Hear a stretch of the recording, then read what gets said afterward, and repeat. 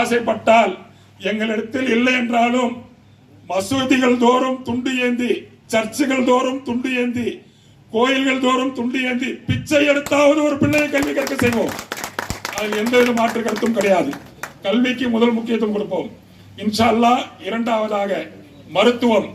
இன்னைக்கு கல்வியும் வியாபாரமாகிவிட்டது, மருத்துவமும் வியாபாரமாகிவிட்டது. இந்த வியாபாரத்தின் அடிப்படையில் இன்று எத்தனையோ ஏழை எளிய மக்கள் அவர்களால் மருந்துக்கு செலவு செய்து மருத்துவம் செய்து பார்க்க முடியாமல் அவதிக்குள்ளாகிறார்கள். அந்த மாதிரி இருக்கக்கூடியவர்களுக்கு நிச்சயமாக உதவி அளிப்போம். இதற்கு ஒரு சின்ன எடுத்துக்காட்டு நான் சொல்ல விரும்புகின்றேன். ஒரு வருடத்துக்கு முன்பு, இதுவரைக்கும் எனக்கு உடல்நிலை சரியில்லை தான், எனக்கு ஆபரேஷன் செய்ய வேண்டும் சொல்லி டாக்டர் சொல்லிவிட்டார். எனக்கு நான் மற்ற இடத்துல விசாரிக்கும் போது இந்த நரம்பு பிரச்சனைக்கு ஆபரேஷன் செய்தால் உயிருக்கு ஆபத்துன்னு சொல்லிவிட்டார்கள். இறைவனின் கருணையும் என்னை பெற்றோர்களின் வாழ்த்தும் என்னை ஆபரேஷன் இல்லாமல் இன்னைக்கு என்னை நடமாட வைத்திருக்கின்றது.